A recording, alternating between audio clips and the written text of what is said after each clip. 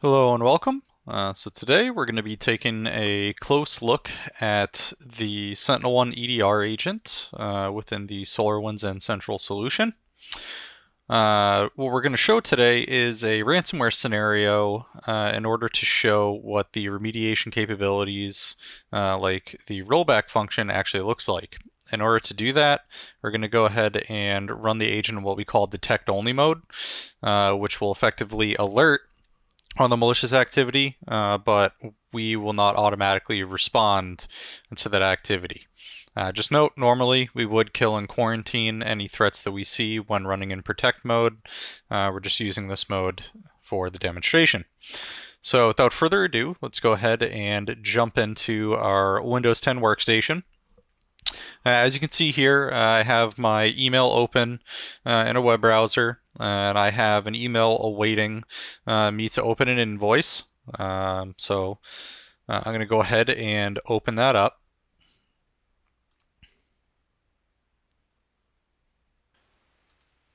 And almost immediately after opening the document, we can see that the SentinelOne agent is alerting on it that something is wrong.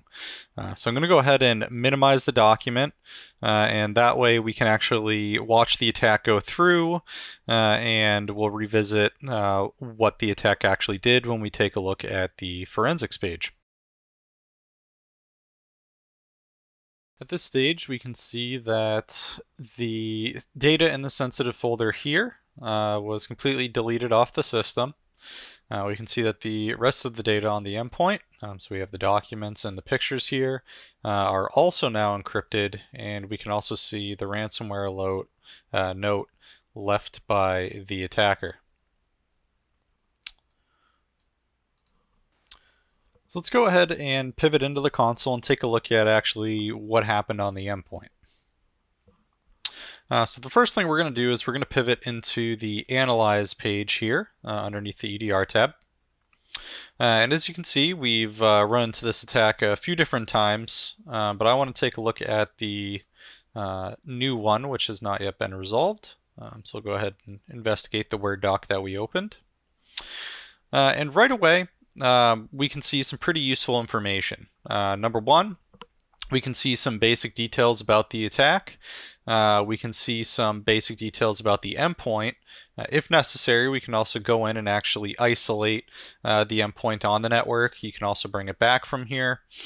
But on the right, we can also see some other pretty useful information, such as the actual behavioral indicators that were flagged throughout this attack.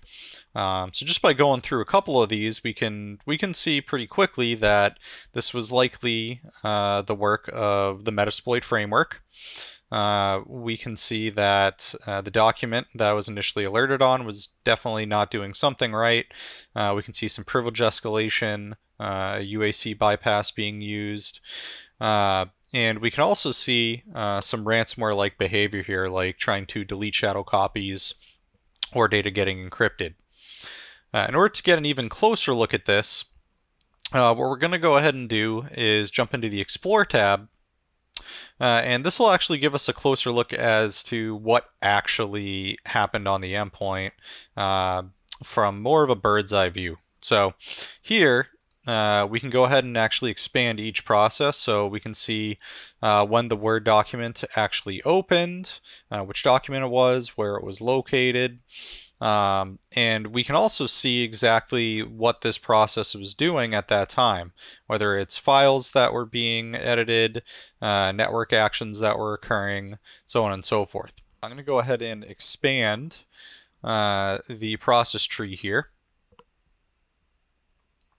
So the interesting part is we can see the Word document effectively spawning another process that looks a little weird, and we can actually dive deeper into this process and see exactly what it's doing. So, for instance, what might look a little weird is the fact that once Word opened and spawned this, it started communicating out to a C2 server on the network.